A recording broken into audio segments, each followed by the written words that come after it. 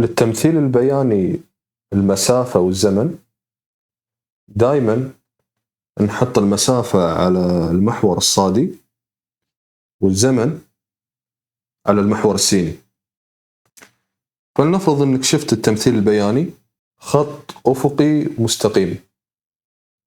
السؤال: هل هذا له ميل؟ أول ما أشوف خط أفقي مستقيم الميل ماله يساوي 0، يعني ما له ميل. لكن ميل المنحنى دي تي شو يعطينا؟ احنا نعرف ان الميل هو فرق الصادات على فرق السينات. فالميل لاحظ على المحور الصادي عندنا المسافة، فراح أشيل الصاد وأحط دي، وعلى المحور السيني عندنا التي، راح أشيل السين وأحط تي. دي على تي ما يذكرك بشيء، المسافة المقطوعة خلال وحدة الزمن، هذا تعريف السرعة. فإذا ميل المنحنى هذا راح يعطينا السرعة. ودائما نخلي الدي على المحور الصادي والتي على المحور السيني، لأن الدي المسافة هي دالة في الزمن. ماذا لو شفت التمثيل البياني بهالطريقة هذه؟ السؤال: هل هذا الخط له ميل؟ راح أخذ أي نقطتين عشوائيتين عليه. فلنفرض أني باخذ النقطة هذه بسميها A، والنقطة هذه بسميها B. لاحظ أن ارتفاع A يختلف عن ارتفاع B، فإذن هذا الخط له ميل. خلنا ناخذ خط ثاني.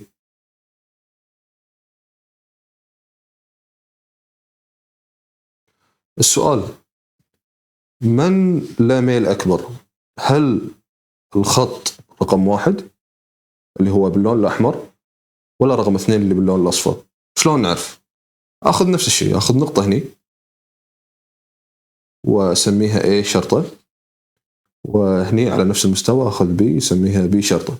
لاحظ أن ارتفاع ال A شرطة وال B شرطة أكبر من ارتفاع ال A وال B على المنحنى الأحمر، وبالتالي المنحنى الأصفر له ميل أكبر. فإذن كل ما أنا أصعد ناحية المحور الصادي الميل قاعد يزيد ويزيد ويزيد. فلنفرض أن أنت واقف هني، واقف عند نقطة اسمها نقطة الأصل، اللي هي هذه نقطة الأصل، يعني 0 و0. وفلنفرض أن في عندنا سيارة واقفة لمدة 4 ثواني. شلون راح يكون الرسم؟ السيارة واقفة، فلنفرض أن هي على بعد 5 أمتار، فالمسافة عن الشخص هذا 5 أمتار. فوين المحور الصادي اللي هو يمثل المسافة هذا؟ فهني 5. طبعا الوحدة هني متر، الوحدة هني ثواني. شنو معنات الخط هذا؟ يعني أن الوقت قاعد يمر والسيارة هذه واقفة. إذا أسألك عن سرعتها، لأن الميل هذا 0، فسرعة السيارة هذه 0. وانت قاعد عند نقطة الأصل تشوف أن السيارة على بعد 5 أمتار مو قاعد تتحرك. فلنفرض أن أنا عندي سيارة هذه انطلقت من الأصل، يعني انطلقت منك أنت، وراحت وصلت على بعد 7 أمتار. فعشان تتصور هذا الطريق وهذه السيارة، والسيارة هذه تحركت من 0 وصلت عند 7 متر. فإذن السيارة بلشت من الأصل، فالمنحنى راح يكون بهالطريقة هذه. وفلنفرض أن هني 7، فراح يصعد لكن راح يوقف تقريبا عند 7. فلنفرض أنه وصل على بعد 7 أمتار في 6 ثواني. شلون نجيب الميل؟ احنا قلنا أن الميل هو فرق الصادات، والصادات في هذه الحالة هي المسافة، وعلامة الفرق هي الدلتا على فرق السينات. اللي هي في هذه الحالة الزمن. فرق الصادات يعني أنت قاعد تاخذ أي دلتا، مثلا دلتا تي، فأنت قاعد تاخذ الدي النهائية وتطرح منها الدي الابتدائية. ونفس الشيء بالنسبة حق التي، راح تاخذ التي النهائية وتطرح منها التي الابتدائية. فإذا الدلتا دي هي بدت من الصفر وانتهت عند 7، فدي 2 ناقص الدي 1 وعلى تحت تي 2 ناقص التي 1. الدي 2 لاحظ وصل عند 7، فهذا هو النهائي وبدأ من الصفر. أما التي 2 طالع محور السينات، وصل بعد 6 ثواني وبدأ من الصفر. فإذا الميل اللي هو السرعة 7/6 متر على الثانية، فإذا هذه هي سرعته. لكن انتبه هنا أن السرعة ثابتة، السرعة مو متغيرة، السرعة ثابتة لما وصل على بعد 7 أمتار، والسرعة هي 7/6. الحين فلنفرض أن في سيارة تتحرك نحو اليسار، هي بدت من على بعد 8 متر ومتجهت لك، متجهة ناحية الأصل اللي هو 0، فالمسافة 8 أمتار، والزمن راح نفرض أنه هو عشان توصل لنقطة الأصل احتاجت 7 ثواني. فهني البعد عن الأصل 8، ونفرض أن هني 7. لاحظ هي بدت من عند 8، ما بدت من عند 0. وإذا كنت أنت عند الأصل راح تشوف أن السيارة تقرب منك، فبهالطريقة هذه. هل هذا المنحنى له ميل؟ أقدر أشوف وأتأكد. أخذ نقطة عشوائية، هني فلنفرض أن هذه A وهني B، أنزل لتحت أشوف أن ارتفاع A يختلف عن ارتفاع B، يعني لا ميل. لكن الميل هذا سالب ولا موجب؟ لأن الارتفاع في البداية كان عالي بعدين انخفض بشكل كبير، فالميل هني سالب. تقدر تحسبه عشان تتأكد. الميل فرق الصادات على فرق السينات. فرق الصادات اللي هو هذا، بس انتبه انه بدأ من 8، يعني الدي 1 اللي هو 8، والدي 2 عند الأصل 0، فدي 2 ناقص دي 1 على تي 2 ناقص تي 1، هذا راح يعطينا الدي 2 0 اللي هي عند الأصل، والدي 1 اللي هو 8. تي 2 7، لأن هذا هو الزمن النهائي. أما التي 1 كان الزمن 0، فراح يطلع الجواب سالب 8/7 متر على الثانية. لاحظ الإشارة السالبة هذه. الإشارة السالبة هذه تدل على أن حركة السيارة نحو اليسار، طبعا الميل في هذه الحالة هي السرعة. إذا نسيت قانون الميل أنه هو فرق الصادات على فرق السينات، تذكر هالكلمة، الإنجليز دائما يرددونها rise over run. طبعا أنا راسم لك فوق ويمين، مو معناته أن المناطق محصورة بالشمال والشرق، لكن ممكن فوق أو ممكن تحت، ممكن يمين أو ممكن يسار. فرايز أوفر رن، الرايز اللي هو فرق الصادات على الرن اللي هو فرق السينات. فسر المنحنى الذي أمامك. لاحظ أن أول شيء لازم أتأكد أن على محور الصادات هو الدي وعلى محور السينات هي التي. لأن إذا ما كان الدي على محور الصادات المسألة راح تختلف. المنحنى ما راح يعطيك السرعة، راح يعطيك شيء ثاني. هذا واضح إنه الأميل، وهذا الأميل أعلى لأنه قريب من المحور الصادي أكثر، وأما هذا لأنه خط أفقي ما له ميل، فالميل هني موجب والميل هني موجب أكثر، أما الميل هني صفر. فإذا كانت هذه السيارة هذه تحركت من الأصل إلى أن وصلت على بعد 3 كيلومتر خلال 5 دقائق، بعدين تحركت بسرعة أكبر لأن الميل موجب أكثر لما وصلت على بعد 20 كيلو عن الأصل. بعدها لما وصلت على بعد 20 كيلو السيارة وقفت لمدة معينة من 15 إلى 30 دقيقة، يعني لما تأخذ الفرق بينهم راح يعطيك 15، يعني وقفت 15 دقيقة وهي على بعد 20 كيلومتر. خلنا نحسب الميل هو فرق الصادات على فرق السينات، أو الرايز أوفر رن. الرايز اللي هو الصعود راح يكون على محور الصادي، أما الرن اللي هو المسار الأفقي راح يكون على المحور السيني.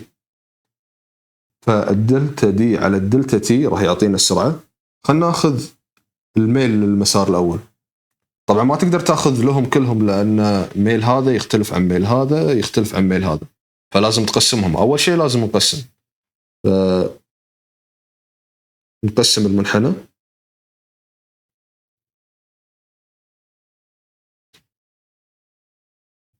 فراح ناخذ الفترة، أول فترة من 0 إلى 5 دقائق. فالدلتا دي اللي هي راح تكون المسافة هذه كلها من 0 ل3، فالدي 2 ناقص الدي 1 على التي 2 ناقص التي 1. الدي 2 هو وصل ل3، تقدر تمد خط عشان تتأكد. ف 3 والدي 1 0. التي 2 وصل عند 5، لكن انتبه هني كيلومتر على الدقيقة، فلازم نحولهم إلى وحدات دولية لأن الوحدات هني غير متوافقة. لو كيلومتر والزمن ساعة كان يمشي، ما يحتاج أحول. فتذكر لما أحول من كيلومتر إلى الوحدة الدولية اللي هي المتر لازم أضرب ب1000، وإذا العكس لازم أقسم. إذا حولت من الدقائق إلى الثواني لازم أضرب 60، وإذا العكس لازم أقسم على 60. فدائما من الكبير للصغير نضرب. فايش راح أسوي الحين؟ راح أخذ هذا العدد وأضربه ب1000، أما اللي تحت راح أضربه ب60.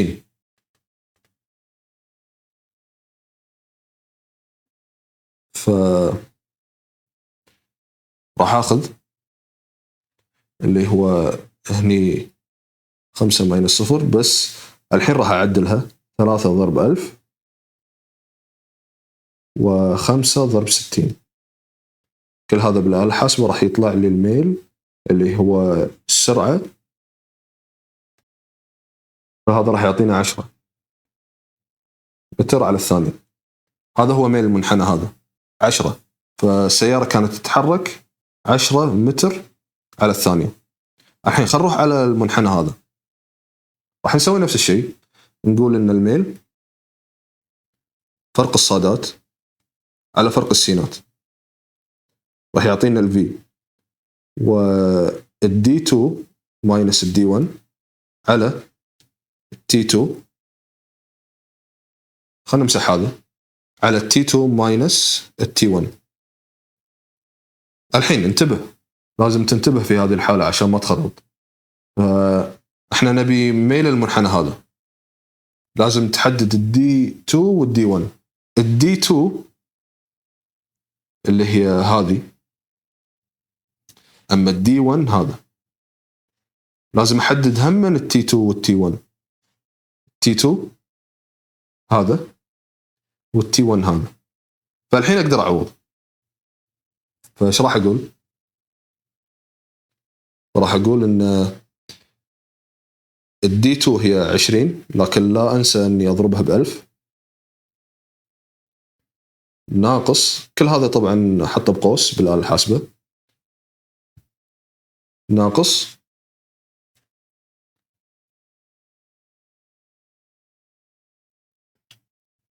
الدي 1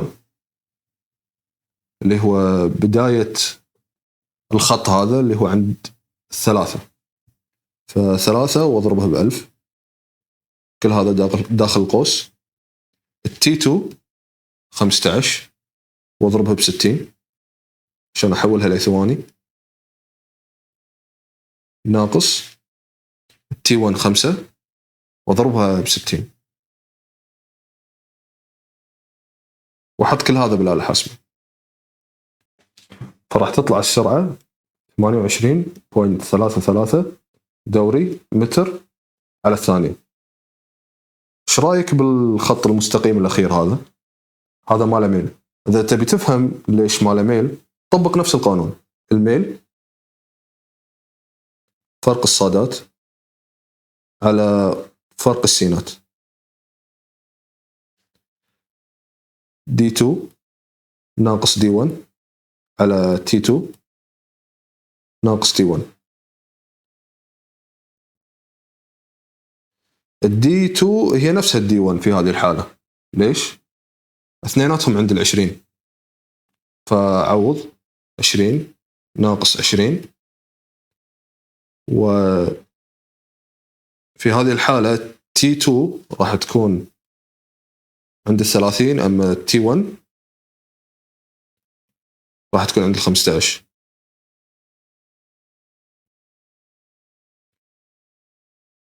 لاحظ أن البسط صار 0 وصفر على أي عدد لو مليون لو 0.001 راح يعطينا 0 فعشان كذي الميل اللي هو السرعة تساوي 0. أرسم تمثيل بياني المسافة الزمن لما يأتي تسير سيارة على طريق سريع بسرعة ثابتة ثم تتوقف فجأة لبضع ثواني ثم تواصل حركتها. راح نرسم محور الصادي وراح نرسم محور السيني. دائما المحور الصادي اللي هو يمثل المسافة المحور السيني اللي هو يمثل الزمن. وقال لي إنها هي تتحرك في البداية بسرعة ثابتة بعدين تواصل حركتها لكن أنا ما ضفت على السؤال هذا أن هي تواصل حركتها في المنطقة الأخيرة أبطأ من قبل.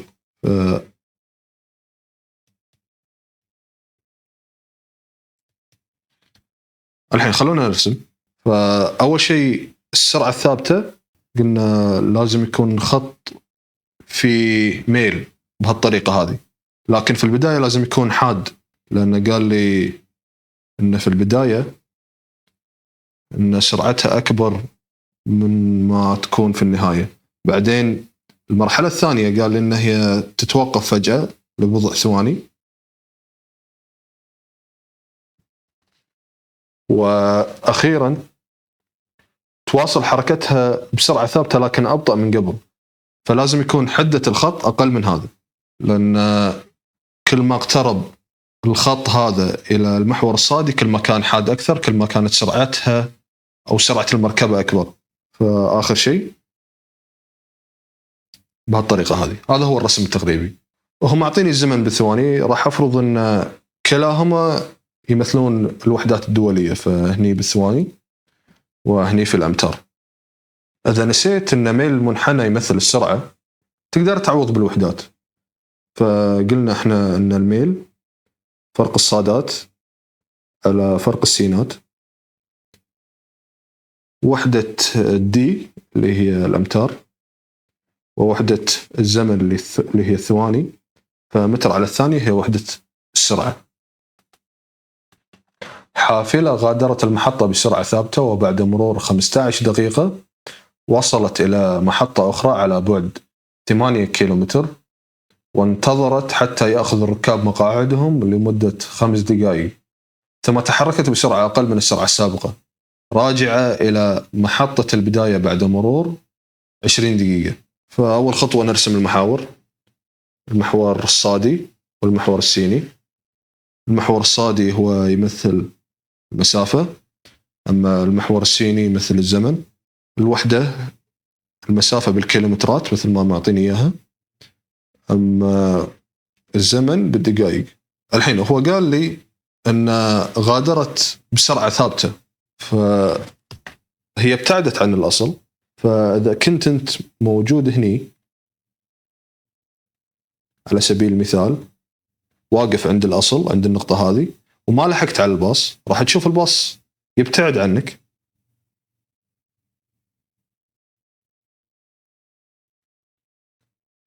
وبعدها راح تشوف أن الباص وقف في المحطة التالية.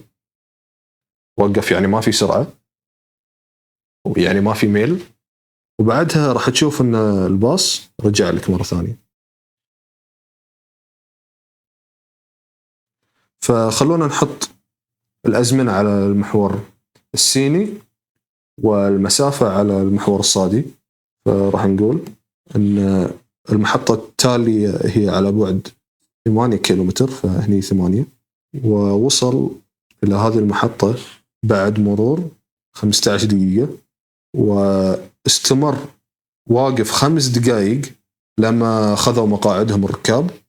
فزيد على 15 5، يعني 20 دقيقة. وبعدها أخذ 20 دقيقة عشان يرجع لك إلى المحطة الأصلية، فزيد على هذه 20 ثانية. فإذن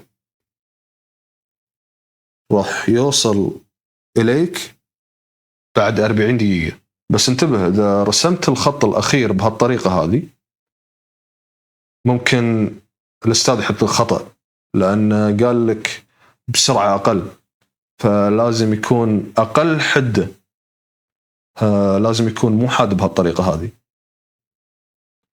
فلما نبي نرسمه أفضل شيء إن احنا نرسمه بهالطريقة هذه، فلازم يكون حاد أقل من هذا. هني الميل موجب، هني ما في ميل لأن الخط أفقي، هني الميل سالب.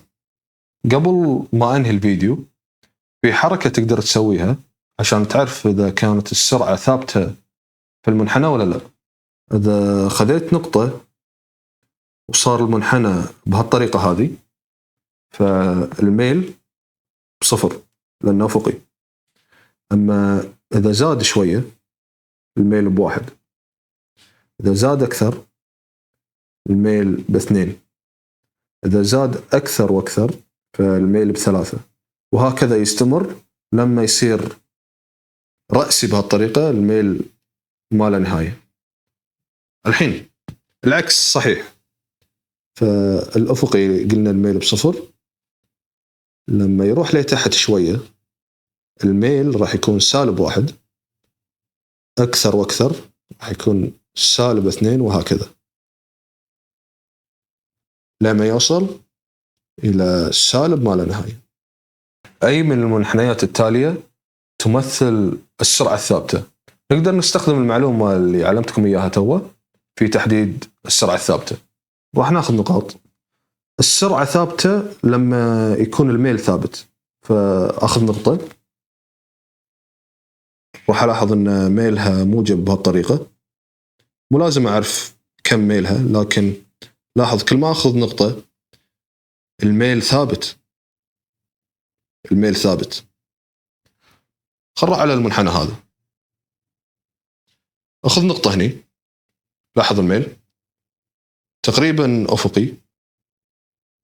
خذ هني صعد شوي، صعد أكثر، هني صعد أكثر، وهني قاعد يصعد. فإذن كل ما تتجه الناحية الميل قاعد يزيد يزيد يزيد. فإذن هذه هي السرعة الثابتة، لكن هذه السرعة مو ثابتة، السرعة متغيرة.